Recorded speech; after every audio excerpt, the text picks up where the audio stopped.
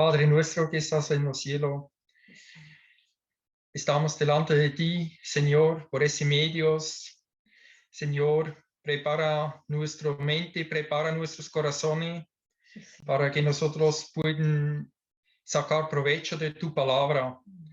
Señor, solamente por medio de tu Espíritu, tú nos puedes capacitar, Señor, para que tu palabra entre en nosotros y hace efecto para un cambio de vida.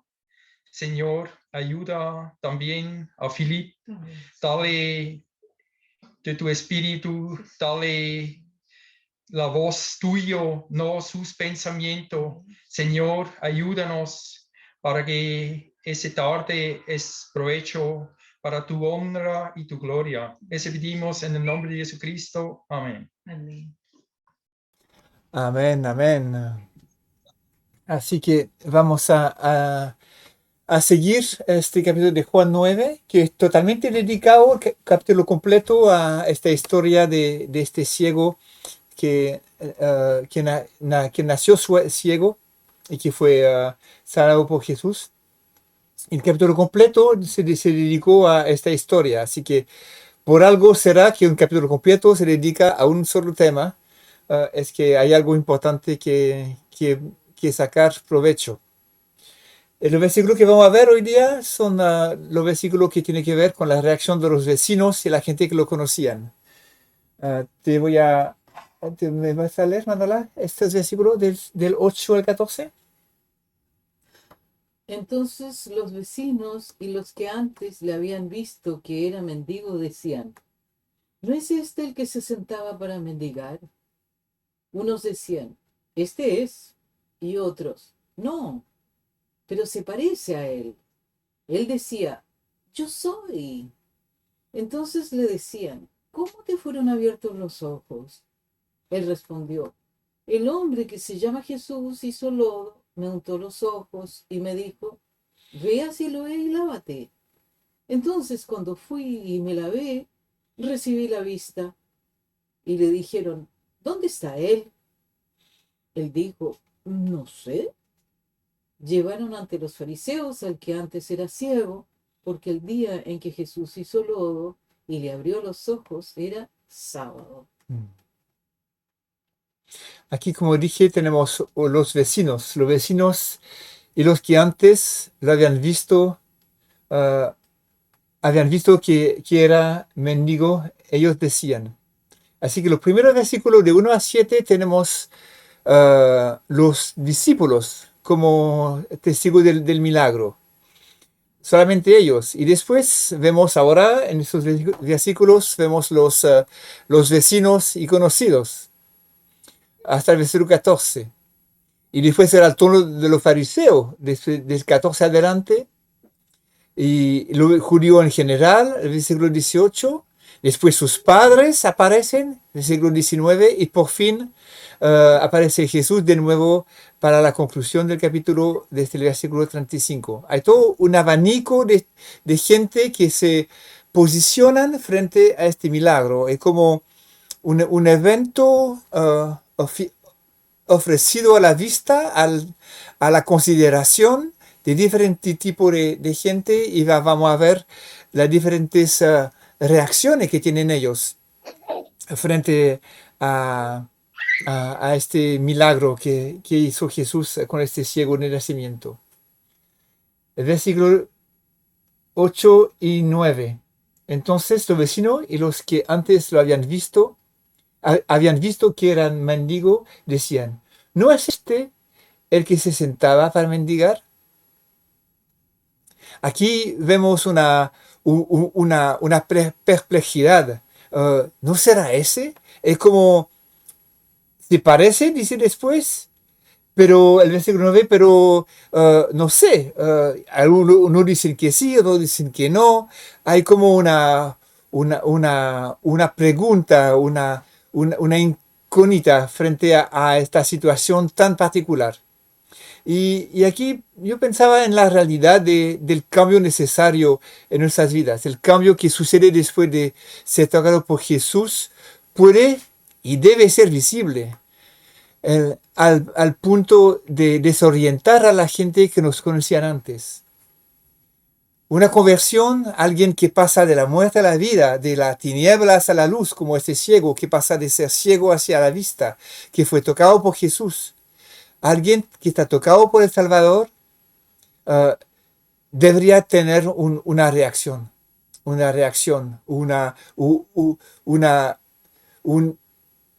perplejidad de la gente que lo ven.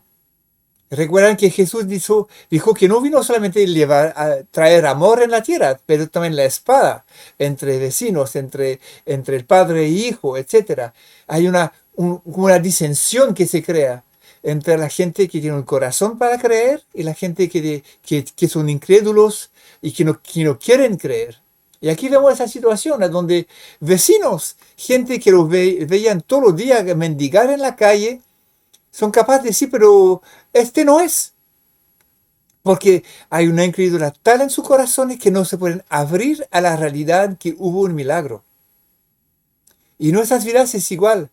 No sé si recuerdan el tiempo de su conversión, pero a mí yo sé que cuando llegué al Señor, mis amigos me decían, pero este cayó en la religión. Yo evangelizaba todo, yo hablaba de Jesús a cada rato, estaba en una nube, descubriendo el milagro, la realidad de la vida nueva en Cristo, su espíritu en mí, estos pasos de nuevo convertido.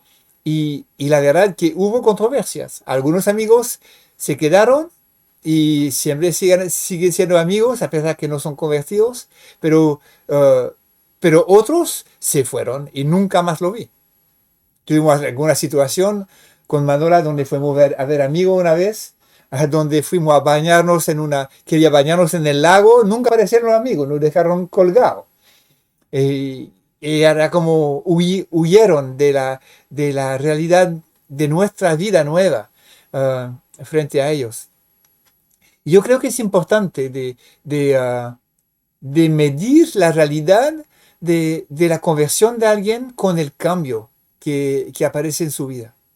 Si alguien sigue su vida igual que antes y sigue hablando garabato, siguiendo teniendo una vida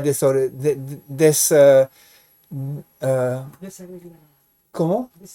Desarreglada es la palabra que buscaba. No hay un deseo de santificación, de glorificar a Dios. Ahí podemos poner en pregunta, poner en duda su conversión real. Somos criatura nueva, y ahí puse este versículo tan lindo que de 2 Corintios 5, 16, 17 y 18. De manera que nosotros de ahora en adelante ya no conocemos a nadie según la carne. Aunque hemos conocido a Cristo según la carne, sin embargo ahora ya no le conocemos así. De modo que si alguno está en Cristo, nueva criatura es.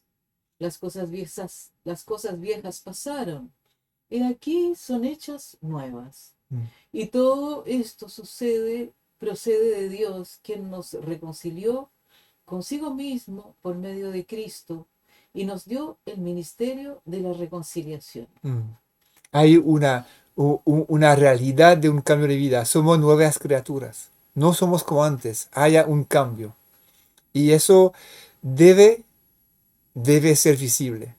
Y es una buena manera de medir la realidad de un cambio de vida en la gente que oran con nosotros, por ejemplo, en una relación que le conducimos a aceptar a Jesús en su vida, a abrirse a la salvación, reconocen a Cristo, pero muchas veces esas oraciones no se transforman por un cambio de vida.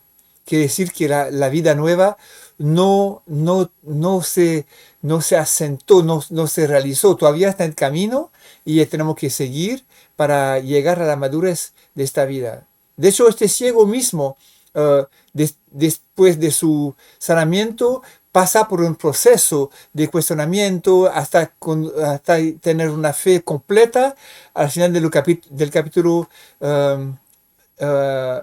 9, después del versículo 35. Hay una progresión en su manera de ser. Yo no sé, yo tuve una experiencia con Jesús. Él me abrió los ojos, pero ahí no habla de salvación, solamente está hablando de un milagro que tocó su vida física. Y después, de poco a poco, empieza a decir, como lo vamos a ver más adelante en su testimonio frente a los fariseos y a los judíos en general, que este hombre es Dios y reconoce a Jesús como Salvador al final del capítulo. Es toda una progresión. Lo hemos visto también en el capítulo anterior, entonces, a donde muchos creyeron en él, en la fiesta del tabernáculo, pero después de poco a poco se vio que hay algunos que se fueron para atrás y dijeron que no, somos hijos de Abraham, nosotros somos hijos de Moisés, y negaron, se fueron en contra de Jesús, y otros siguieron escuchando y avanzaron en su fe, desarrollando una fe completa y una salvación ya establecida. A veces la salvación no es solamente un clic así, a veces es un abrirse, una progresión, un aceptar por fin una vida nueva que se instala de manera definitiva por la eternidad.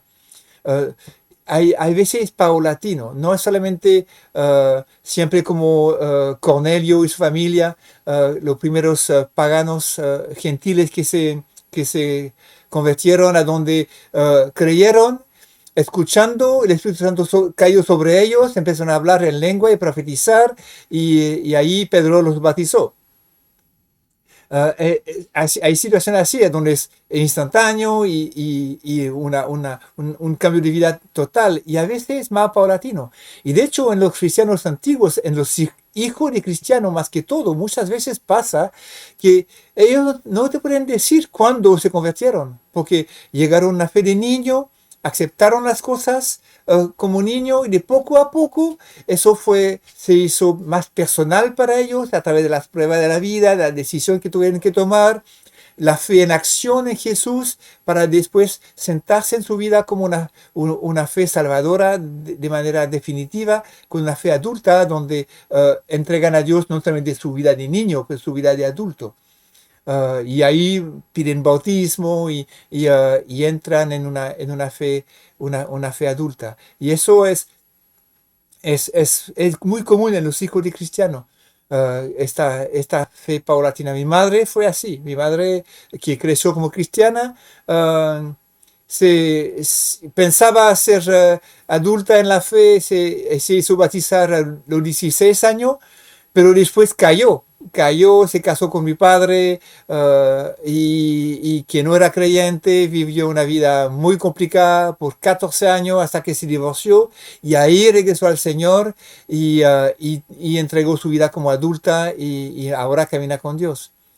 Pero fue como una progresión de una fe de niño hasta una fe de adulta. Eso. Uno decía en el versículo 9, ese es, y otra, no, pero se parece a él. Él decía, yo soy. Ahí unos aceptan la obra de Dios y otros no. Siempre cuando Dios actúa, a veces la gente por su incredulidad no se abren a la realidad. No le puede mostrar lo que sea, le puede ver milagros, no creen, no hay nada que hacer, son cerrados. Y es así, es una realidad. Dios sabe, Dios conoce los corazones. Podemos orar por ellos, eso sí lo podemos hacer.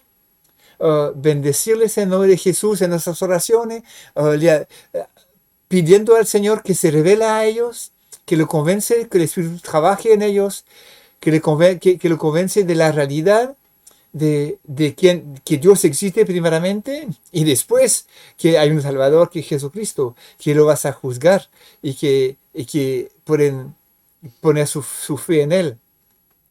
Podemos orar por ellos, pero hay gente que son insalvables. Dios sabe que es así. No, Él quiere que todos los hombres sean salvos y vengan al conocimiento de la verdad, pero él sabe muy bien que hay algunos, por su libre albedrío, no van a abrir su vida. Aquí vemos una realidad que algunos ni siquiera son capaces de decir sí es ese, y hubo un milagro en su vida, como lo niegan. Vamos al versículo 10. Entonces le decían, ¿cómo te fueron abiertos tus ojos? La pregunta, pregunta la misma cosa el versículo 15 y 26. Es una pregunta que hacen los fariseos también de los judíos en general. Eso demuestra un interés para una verdad objetiva. Eso ya es un buen punto, ellos preguntan, ¿cómo fue? Explícanos. No solamente lo dejan y pasan a otra cosa, como tantas veces nos pasa en la vida. Tratamos de hablar de la cosa de Dios, la gente cambia de conversación. No, aquí se preguntan, otra pregunta. Interés. Se interesan a lo que lo que les pasó. Y eso es un buen signo. Cuando alguien que está abierto y hace pregunta, es porque hay un interés en su vida. Y es el momento de dar un testimonio fidedigno y un testimonio verdadero. Como vemos el versículo 11. ¿Me voy a leer el versículo? Él respondió, el hombre que se llama Jesús hizo lodo, me untó los ojos y me dijo, ve a Siloé y lávate. Entonces, cuando fui y me lavé, recibí la vista. Aquí simplemente cuenta lo que pasó. Un testimonio simple y fidedigno. Eso es muy importante, que nuestro testimonio sea la realidad. Lo que hemos experimentado. Podemos leer los versículos 1, 2 y 3 de primera carta de Juan, capítulo 1. Lo que era desde el principio, lo que hemos oído, lo que hemos visto con nuestros ojos, lo que contemplamos y palparon nuestras manos, tocante al verbo de vida. La vida fue manifestada y la hemos visto, y os testificamos y anunciamos la vida eterna que estaba con el Padre y nos fue manifestada. Lo que hemos visto y oído lo anunciamos también a vosotros, para que vosotros también tengáis comunión con nosotros. Y nuestra comunión es con el Padre y con su Hijo Jesucristo. Lo que hemos visto y oído lo anunciamos, lo que hemos palpado en nuestras manos. La importancia de un testimonio que sea basado en la realidad. Muchas veces nuestro testimonio es como heteros aquí, con muchas cosas que son reales en la palabra de Dios, que son cosas que conocemos de quién es Dios, pero a veces no son cosas que hemos experimentado.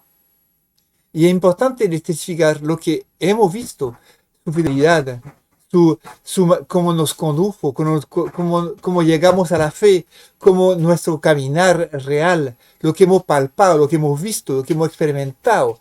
No una teoría cristiana, evangélica, que al final no impacta. Y aquí este ciego, que era ciego, simplemente cuenta la verdad, no cuenta nada más. No empieza a decir otra cosa. El nombre que se llama Jesús, me dijeron que se llama Jesús. Hizo lodo y me untó los ojos y me dijo, va a Siloé. Entonces yo fui, y cuando fui allá, me lavé y recibí la vista. Punto, nada más. Un testimonio muy simple, basado en la verdad. Y tenemos que sacar de nuestra manera de testificar muchas veces la cosa teórica para regresar a lo que vivimos nosotros, la realidad de la fidelidad de Dios, la realidad de nuestras dificultades, la realidad de nuestro caminar diario, de lo que hemos pasado, a lo mejor de nuestras dudas y cómo Dios ha contestado, ser real, para que la gente se pueda identificar con nuestro caminar. Porque si hablamos de vida perfecta, de un evangelio de azúcar, de bendiciones, de cosas así, la gente a lo mejor van a llegar, pero son mentiras, porque el evangelio no solamente Bill y Pop, hay dificultades, hay lugares donde hay cuestionamiento nuestro y hay resolución de problemas y hay consejo de Dios y la palabra se hace vida en nosotros y podemos testificar de estas cosas, cómo fuimos conducidos en nuestro caminar a entender mejor el carácter de Dios, cómo hemos crecido y eso es lo que podemos testificar. Es importante de quedarse en la realidad. Versículo 12. Y le dijeron, ¿dónde está él? Él dijo, no sé. El resultado del testimonio provoca una búsqueda de Jesús del oyente. ¿Dónde está? Lo que no conocer. Y eso me gusta. Que su testimonio conduce a buscar a Jesús. Y eso es el resultado que debería ser. Que la gente se abran y tengan un deseo en su vida para conocer a este hombre que nos cambió nuestra vida, que nos conduce, que nos da la alegría, que nos da la paz. Gloria, tú nos hablabas de tu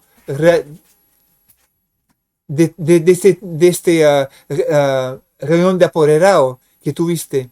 Aquí la gente ve algo diferente en ti, porque tú tienes postura, sabiduría, manera de pensar que es diferente. Y esto hace que la gente se preguntan de dónde vendrá esa manera diferente de pensar.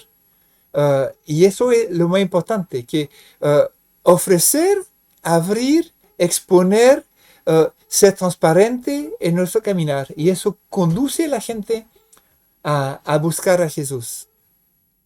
Y él dice, no sé, me gusta eso. Bueno, la verdad que él estaba ciego, no veía nada. Jesús se paró en su camino, le vio ese ciego, como hemos visto la semana pasada, lo sanó, pero se fue ciego a lavarse. Y después Jesús pasó su camino, siguió su camino, y cuando regresó ya Jesús no estaba. A lo mejor fue a su casa. Así que no sabía dónde estaba Jesús. Simplemente no sé. Y la verdad que muchas veces es así. Jesús hace cosas, pero no podemos decir ponerlos en nuestra manera de pensar. Es mucho más grande que eso. Dios el universo completo no lo puede contener. Ahí puse ese versículo de Juan 3, cuando, en la conversación que tiene Jesús con Nicodemo. Juan 3, 8. El viento sopla de donde quiere y oyes su sonido, pero no sabes ni de dónde viene ni a dónde va. Así es todo aquel que ha nacido del Espíritu. Jesús no está al servicio nuestro, pasa en nuestras vidas, toca nuestra vida, está presente, pero no podemos encerrarlos en nuestro pensar, en nuestra manera, en nuestra realidad. No podemos decir, es mío, tiene que hacer lo que quiero. No, él pasó, él tocó esta vida y pasó. Y él dice, no sé. Importante esa versatilidad ¿es una palabra castellana? ¿Versátil? Sí. Versatilidad del espíritu, de las cosas que hace Dios. No es solamente fijo. Y nosotros igual somos así. Somos llenos del Espíritu Santo. Este versículo se aplica a nosotros.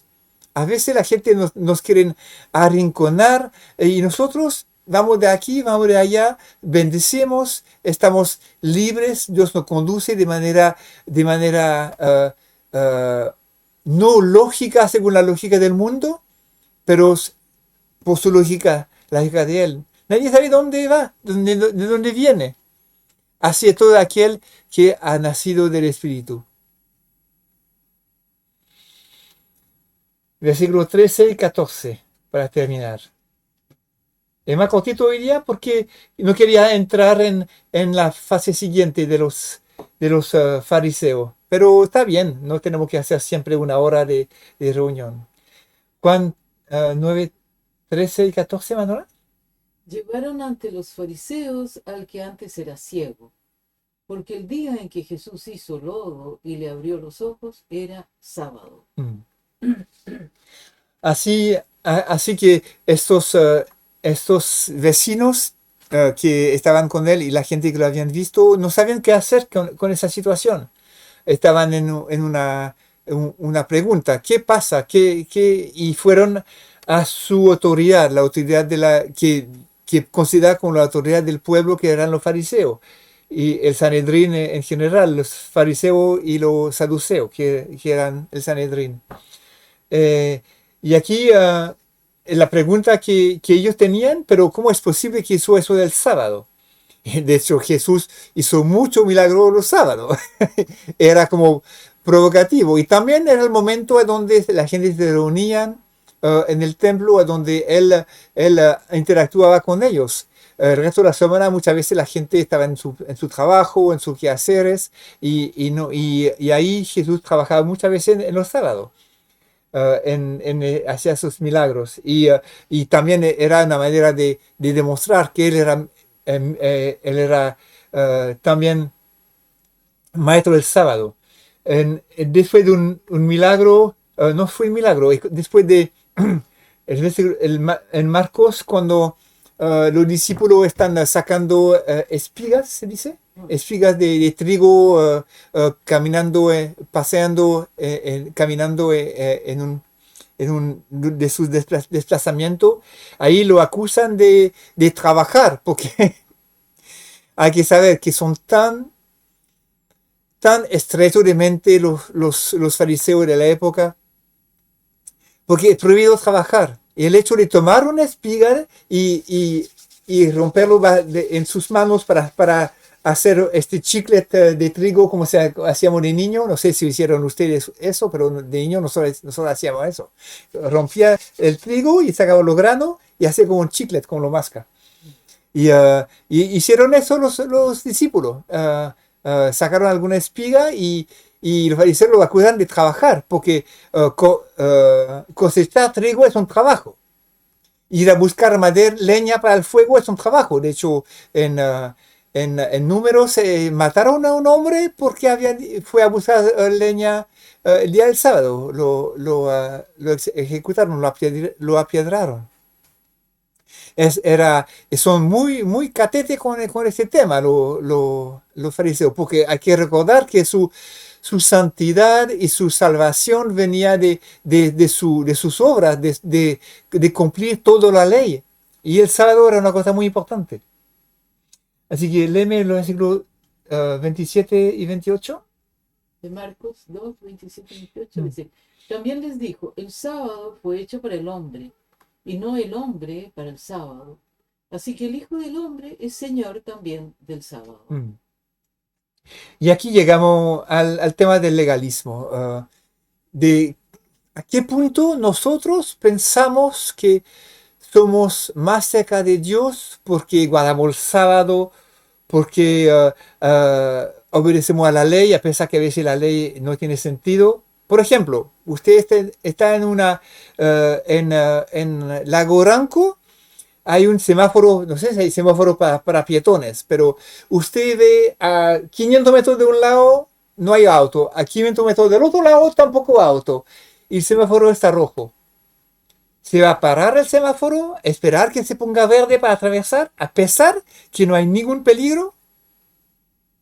La pregunta es, ¿para quién está hecho el semáforo? Para proteger al hombre, para proteger al peatones, para que pueda atravesar de manera segura. Pero si es seguro que no haya auto, ¿por qué someterse a esta ley, ese semáforo? Es un ejemplo tonto, pero tantas veces en la vida hacemos cosas, pensamos honrar a Dios obedeciendo a leyes humanas, a preceptos, a cosas que no tienen sentido, porque no tenemos la cosa clara. La ley fue hecho para el hombre, no el hombre para la ley. El sábado fue hecho para que el hombre pueda descansar, no para que sea una tiranía sobre el hombre. De hecho, muchas veces dice, si su vaca, Daniel conoce eso, si tu vaca se cae en una zanja, ¿no lo va a sacar el sábado? ¿Y no puede sanar a un hombre el sábado? Esas son preguntas que Jesús hacía a los fariseos. Sean sensatos, No sean esclavos de esa cosa. El sábado, este día de descanso, se hizo para que usted tenga una vida sana, porque hay que descansar, hay que pararse de trabajar y es bueno que se acercan a mí este día porque nosotros lo hacemos el domingo, porque es un momento que es bueno para sus vidas. Pero ir a cocinar, los judíos, por ejemplo,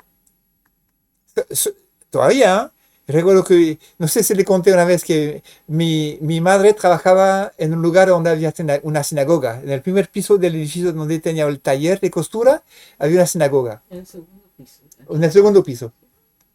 Y una vez llega a la puerta un sábado y no tenía su llave. Y llega un judío también y no tenía la llave tampoco. Y mi madre le dice al judío, pero ¿por qué no llama usted a la sinagoga por teléfono con su celular para que le abren? Y el judío le dice, yo podría llamar, pero sabe que es prohibido llamar por teléfono el sábado. Y mi madre le dice, bueno, yo lo puedo llamar yo entonces. Y el judío le dice, no, porque ellos tampoco van a contestar en la sinagoga el sábado. Porque la electricidad para ellos es como hacer fuego. Y hacer fuego el día del sábado es prohibido. ¿Qué hacer con esta gente? En sus cajitas, en su pensamiento, no se abren a la libertad que Jesús nos dio. Y nosotros tenemos que ser bien cuidadosos. Hoy podemos entrar en el mismo tipo de tontería, de empezar a aplicar cosas, preceptos, pensamientos, pensando que vamos a ganar puntos, pensando que vamos a hacer, que vamos a glorificar más a Dios, que Dios va a ser más cercano de nosotros, que nos va a amar más si hacemos cosas. No, Dios nos ama de manera perfecta, completa, lo mostró en la cruz, nos amó perfectamente, nos salvó. Ahora podemos mantener una comunión más cercana buscando su presencia. Pero no es buscando su presencia, no es porque tengo 2 horas de devoción en la mañana que Dios me va a amar más. A lo mejor Él me va a decir, ¿hasta cuándo? ¿Hasta cuándo estás sentado en tu oficina? Mejor salga al mundo, glorifícame compartiendo el Evangelio con tu vecino, o trabajas en lugar de pretender estudiar la Biblia. Conocemos un hombre que ahora falleció, perdió su esposa por demasiado estudiar la Biblia. El rabino, ¿cómo se llama? Nuestro Decimental, un pastor un gran amigo nuestro, de tanto meterse en la palabra, de tanto meterse, se olvidó de su matrimonio. Y pasa tantos pastores, tanta gente, hombre de Dios, que dejan la cosa importante porque se dedican solamente a la cosa de Dios y no tienen una vida balanceada. No, la ley y la cosa de Dios están para nuestra bendición, están hechos para que nosotros seamos sanos en nuestro caminar. No están hechos para esclavizar a nosotros. Es una manera que Dios quiere conducirnos en su presencia, en una vida sana. La ley completa nos fue dada para eso, para que tengamos una vida sana, para que conozcamos el carácter de Dios. No nos fue dada para esclavizarnos. Yo agrego sílabas. Eso. Por eso, la gran pregunta, lo llevaron a los fariseos porque era el sábado. ¿Qué vamos a hacer con este hombre? Eso. Hasta aquí vamos para hoy día. Si tienen comentarios, aprovechen. Si tenemos tiempo. Fue cortito hoy, creo. Ni tanto, ¿eh? Igual 40.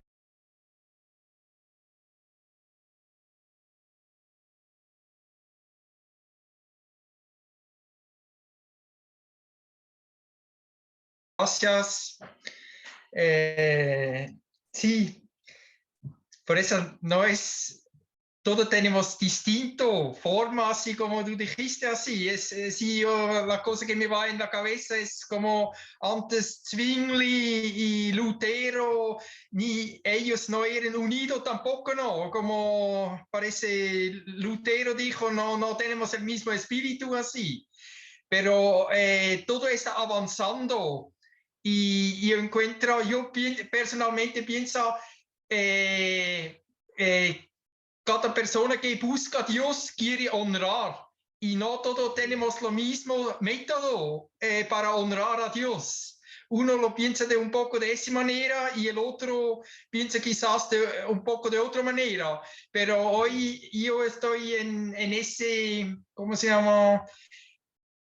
En ese pensamiento que cada uno tiene la libertad, como él quiere honrar a Dios, como él entiende la palabra de Jesucristo y lo más que nosotros necesitamos acercarnos más, acercar cada vez más y uno ve por la historia qué cosa fue positivo o qué movimiento fueron negativos así. Entonces, una cosa de experiencias y la experiencia de lo mismo familiar que uno tiene, que algunos no caminaron en el Señor y otros que uno no lo sabe mismo, pero hay gente que son ejemplos y otras personas que hablan del Señor y son malos ejemplos, pero sabemos nosotros estamos individualmente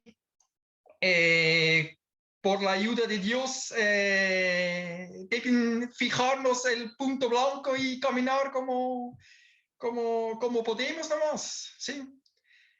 Sí, Y sí. me gusta hoy cuántas veces uno está escuchando esa palabra del ciego así, sí, y ese me gusta tanto, como dijiste, así es simple, él debe obedecer, él, y eso lo dice, ¿cómo se llama? Al fuente Siloa y lávate, y ese lo hizo así, y no... Y para mí ese es un ejemplo así, sí, no hizo ninguna cosa, ningún teatro, ninguna, sí, simplemente obedeció y sanó. Y yo pienso cuando el Señor toma esa iniciativa que sana a alguien, entonces yo pienso una persona así ya es bendecido, tiene esperanza que él va a ser salvado por cómo el Señor va a sanar su sequedad y no va a salvar su alma. Sí, ese encuentro yo, el Señor lo más principalmente, Él es preocupado por nuestras almas, así por nuestra vida. Entonces, lo demás pueden tomar ese ejemplo y encontrar a Jesús como tú dijiste, Felipe. Bueno, el punto que dijiste antes acerca de cada uno se acerca a Dios en su caminar, en su cultura de iglesia, la verdad que hay mucha diferencia de manera de funcionar en la iglesia, pero hay también muchos errores que son recurrentes, que vemos gente que se confían en sus obras para tratar de ganar puntos cuando todos los puntos se ganaron en la cruz. Jesús nos hizo favorable, nos hizo santo, nos declaró aceptable a través de su muerte en la cruz. Y tratar de ser aceptable a través de nuestras obras es como decir, Jesús, lo que hiciste no es suficiente. Y es una ofensa a la obra de la cruz. Y tenemos que tener cuidado porque a veces pensamos por nuestra actitud religiosa que estamos honrando a Dios y a veces al final es incredulidad porque no creemos que la cruz fue suficiente para mi salvación y tratamos de salvarnos a nosotros mismos. Por eso que es importante precisar. Pero ahora, si caminamos para honrar a Dios y lo que hacemos es para honrarlo, siendo muy claro en nuestra mente que no estamos ganando salvación, no estamos ganando punto, no, ahí está bien de hacer las cosas para honrarlo, pero tenemos que estar claros en nuestras motivaciones.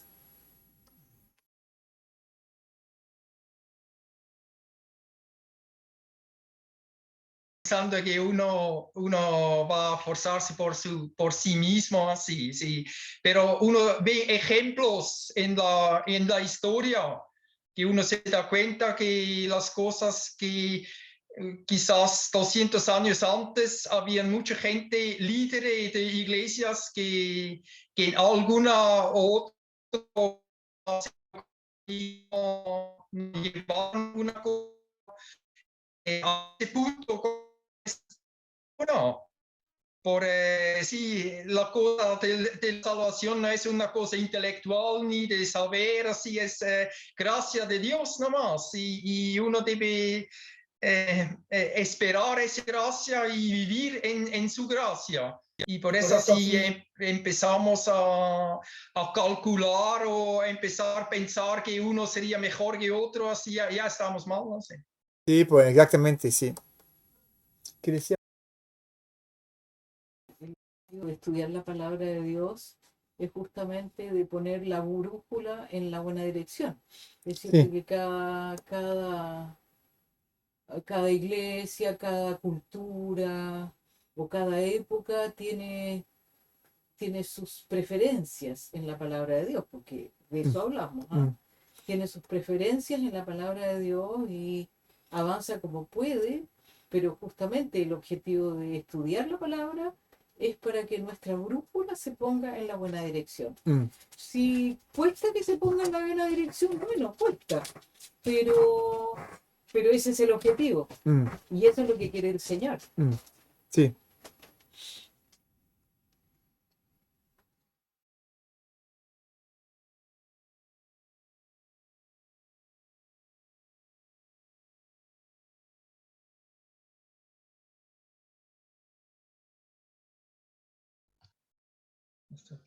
Sí, pues ahí también se puede entender cuando tú nos decías, Filipe, el proceso del cristianismo, pues, o sea, va en el creer y después vienen esas demandas que el Señor pone como para que pueda el corazón ser transformado. En el fondo, bueno, yo veo que Daniel él explica de esa manera porque lo vivió tan cercano, o sea, dentro de la historia de dos personajes como es Lutero y Zwingli, que tenían una diferencia entre ellos, ¿no? Es que esto es más importante y para el otro no, es que si tú no crees de esta manera vas a ser perdido, y el otro no, es que de esta manera. Entonces se formó como una rivalidad en defender cada uno su posición y al final se terminaron peleando, ¿no?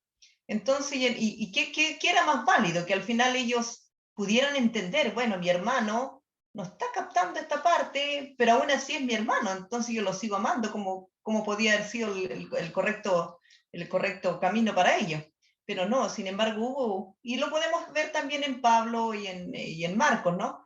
Cuando dice, no lo lleva y toda la cosa, hubo un desajuste ahí, pero luego con el tiempo el Señor trabajó ahí, o sea, ¿me entiendes? No porque la otra persona no lo entienda en el momento, ya yo casi lo crucifico o lo mando al infierno. No es la idea, no es la idea, o sea, como podemos entender aquí de Zwingli y ¿cuánto se llama? Y Lutero, al final sabemos que los dos eran hombres de Dios. Los dos fueron usados por el Señor, los dos marcaron historia, los dos dejaron un legado para el cristianismo y hoy día hay muchos que debido a eso cambiaron sus vidas. Imagínense una gran función que el Señor les entregó en la tierra. Entonces yo creo eso también, como Daniel dice, hay situaciones que por supuesto el fin de todo es Jesucristo. Por supuesto, no hay otro blanco perfecto ahí, Jesucristo. Y Jesucristo nos lleva a acercarnos a Él y a parecernos a Él. Y como Él fue muy compasivo con los ignorantes, Él fue muy compasivo con los que no entendían. O sea, imagínense este pobre mendigo que estaba tirado ahí, no sé cómo lo verían los demás, ¿no? Pero el Señor se compadeció de muchas personas. Entonces, bueno. Sí, sí, hasta sus discípulos no lo entendieron a él. Y yo pienso lo mismo antes, ¿cómo se llama? En la historia, los personajes que tomaron a Jesucristo como los reyes así, seguro no tenían ni menor entendimiento solamente la palabra Jesucristo, que era para ellos un nuevo Dios. Así, ahí de poco a poco empezó el entendimiento que llegamos hasta hoy. Sí, aunque Pablo ya tenía desde el principio, tenía el entendimiento que pueblos demoraron siglos tras siglos así. Y yo pienso por eso es una cosa que el hombre no lo va a entender hasta que Jesucristo va a venir en su majestad y gloria, así para que así fue la cosa. Sí, pues eso sí, que vamos a tener alguna sorpresa cuando estamos frente a frente y que todo será revelado, que seremos en pleno conocimiento. Ahí vamos a tener alguna sorpresa. Que a Sí, veces yo tenemos pienso. nosotros mismos ideas que cada uno tiene unos puntos ciegos y la verdad que si somos de acuerdo en las doctrinas cardinales, la doctrina principal es que no tenemos estas cosas raras como los mormones o testigos de Jehová que pretenden ser cristianos pero que no lo son, que estamos Sí, claro, sí, claro. ahí sí estamos de acuerdo con la doctrina cardinal y la salvación por fe, estamos de acuerdo con la deidad de Jesús, del Padre y del Espíritu Santo, estamos de acuerdo con el nacimiento virginal, estamos de acuerdo con la salvación perfecta en la cruz. Estamos de acuerdo con estas cosas, somos hermanos. La verdad que la práctica después, pero la cola, como dicen en Chile. Y por eso en la palabra, en la palabra está escrito, Pas plus fort. y por eso que en la palabra también está escrito que no es bueno entrar en discusiones Sí, teológicas. sí, po. Sí, po.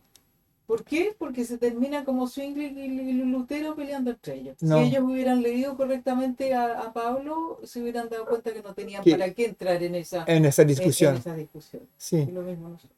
Pero bueno, que en el tiempo de Lutero y Zwingli estaban pasando de una doctrina católica establecida y había que afinar y precisar la doctrina bíblica y aquí había entendimiento, pero igual Calvino también no estaba de acuerdo con ellos. Calvino está muy aplicando leyes y muy duro en su visión de la sociedad, de lo que no era el caso de Zwingli en Zúrich. Así que era un tiempo bien especial de precisar una nueva manera de pensar frente a toda la herencia católica. Y de hecho, Lutero no votó todo. Hay muchas cosas que siguió como lo católico. En luteranismo todavía tiene los sacerdotes, tiene todo un tema. También los ingleses. La iglesia de Inglaterra también tiene todo un tema medio raro que están a mitad, bautizando a los niños, por ejemplo, cosas así que en la palabra de Dios no sé, muchas iglesias cristianas no lo hacen porque no es la comprensión de la mayoría de que no se bautizan a los niños, se presentan. Pero no son doctrinas cardinales, la verdad es que no vamos a pelear por un tema así, que no vale la pena.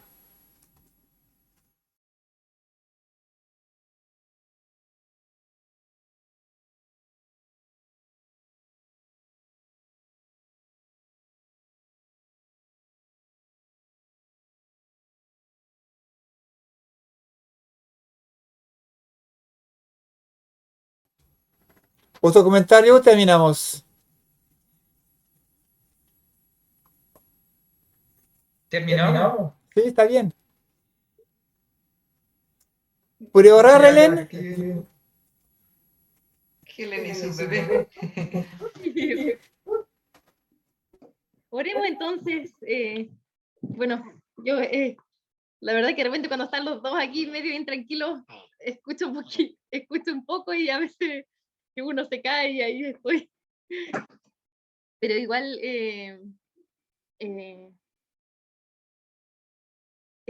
siempre agradecida por el tiempo para compartir y siempre uno va aprendiendo y va quedando algo de lo que uno va escuchando. Voy a pedirle a alguien que pueda orar porque igual siempre me sería difícil orar acá. Sí. No sé, ustedes mismos si quieren, hermano Filip, ¿le gustaría usted orar? De acuerdo, ok. Sí, Padre, te damos la gracia por este momento, por ese acercamiento a lo que haces tú, lo que hiciste con este hombre, cómo transformaste su vida. Y somos espectadores, Señor, de este milagro, de este crecer de este hombre, desde su ceguera de nacimiento y hacia a la fe plena que vamos a ver al final del capítulo. Gracias, Señor, por tu obra, como en la vida de este hombre, como en la vida de nuestro ser querido, en nuestra propia vida. Gracias porque tú trabajas en nuestra vida, nos conduce en un entendimiento más completo. De poco a poco nos dirige, nos alimenta, pones elemento para llegar a conocerte mejor. Y es nuestro deseo, Señor, de conocerte mejor, de ser más cercano a tu corazón, de ser más fluido en tus manos a través de la unción de tu Espíritu, para que seamos capaces de glorificarte día a día en nuestra vida, todavía en este tiempo que estamos en la tierra. Te bendecimos, te glorificamos, Señor, en nombre de Jesús. Amén.